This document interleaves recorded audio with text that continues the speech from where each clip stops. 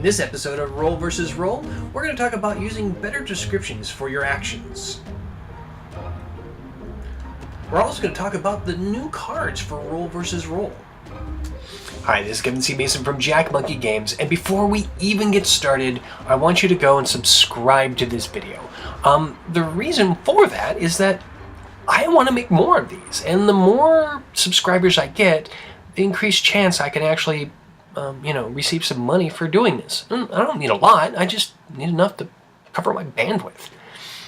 So subscribe right now. Now, I apologize, folks, I've been gone for a while. I had some serious health issues.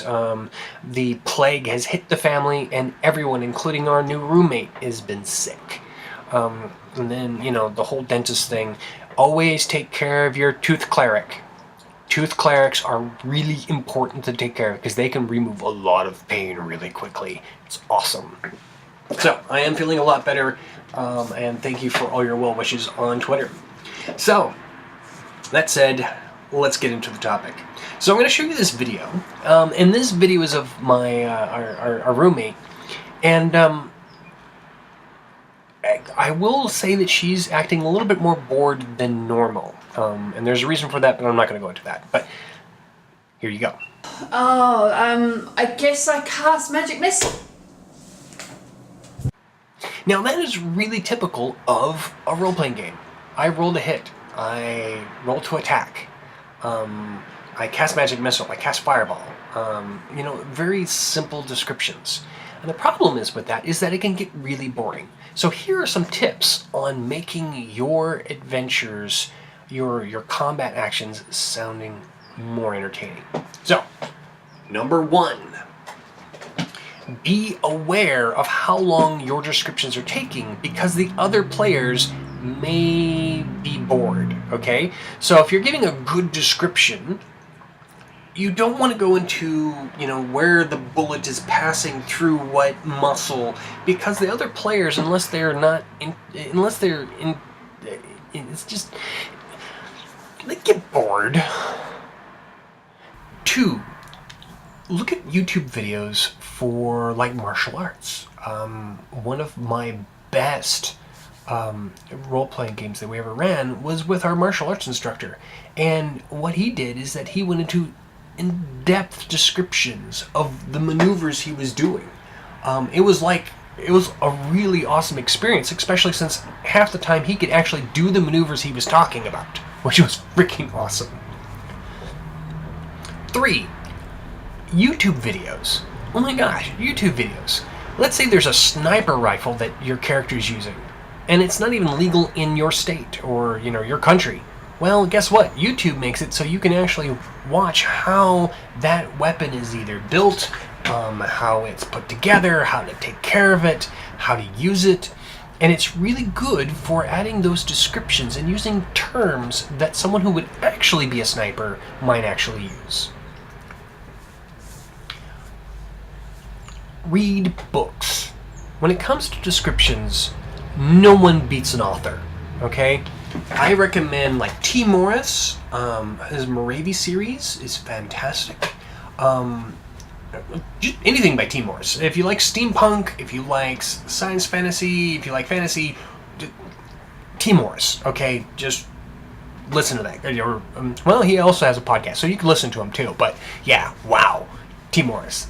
Also take a look at Jim Butcher, or any book that kind of relates. The reason why is that the author has already done all the research for you.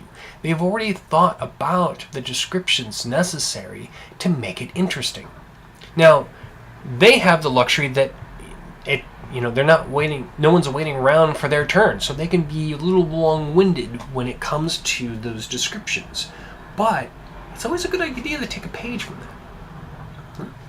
Another great tip is to talk to the GM ahead of time to find out if these long descriptions are, 1, appropriate, and 2, to be clear on what your expectations are. Are you expecting a bonus when you do these descriptions, or are you just making it more entertaining?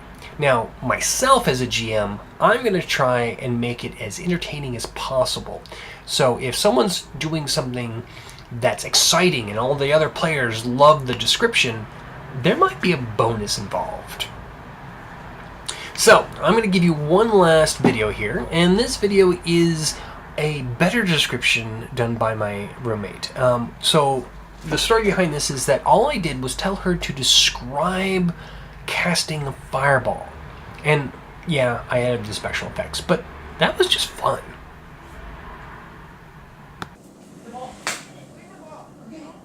So I can feel this really big one coming on, and I reckon it's going to be a massive fireball, burning energy, and just feeling that power, and you just feel it searing in my hands. I'm just poised, ready to aim it at that guy. You better be ready. Bang!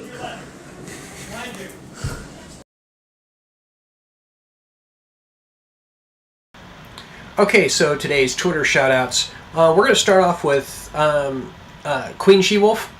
Always a great person to follow. She's just a great person all around. Derek. Derek was another person that was really helpful in Twitter today. He made some pretty good comments.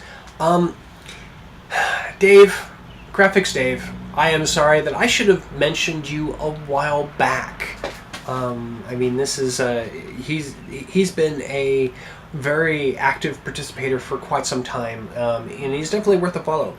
And of course, I also want to do a shout out for Steamroller's Adventure Podcast. Yes, I know I mention them a lot because I like them. They're really good. I've been really happy with listening, and the fact that they're going to be using Roll versus Roll soon also makes me really, really happy. So, check them out. They're definitely worth a listen. I recommend starting from the very beginning and following up. Yes, there is a lot of information there, but you'll get hooked really quick. I did. Okay, so just to let you folks know, I've still been working on Roll vs. Roll. No, just because the Kickstarter was not a success, well actually it was, but not in the way you would expect, I've still been working on it, because now I know exactly what everyone wants. So, I've been working on it, and I've got several cards, and we're going to highlight two of them today. First one is Campfire. So if you draw the Campfire card, basically during any form of downtime, this is a great time to start up conversations that have nothing to do with the mission. Think about it. Think about your character's past. Think about anything that you could do in character to start up a conversation, and that's what that card's about. And this one was a lot of fun because I found some public domain paintings for cowboys, and I felt that having that around a campfire would be pretty awesome. And the other one is This Is My Boomstick. Now this is talking about your favorite tools, and it also talks about taking care of your tools. So this would be also during downtime, where you're not in the middle of a mission. What does your character do to take care of your equipment? Talk about, what does it take to keep your sword sharpened? Do you oil it? Do you spend time practicing? Do you go through and,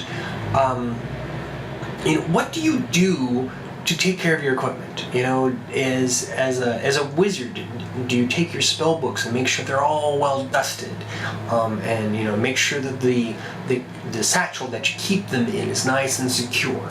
Little things like that can really add to those descriptions. So those are those two cards. Now, I'm not going to bore you with any more. Thank you very much, and subscribe to this, and we'll make more.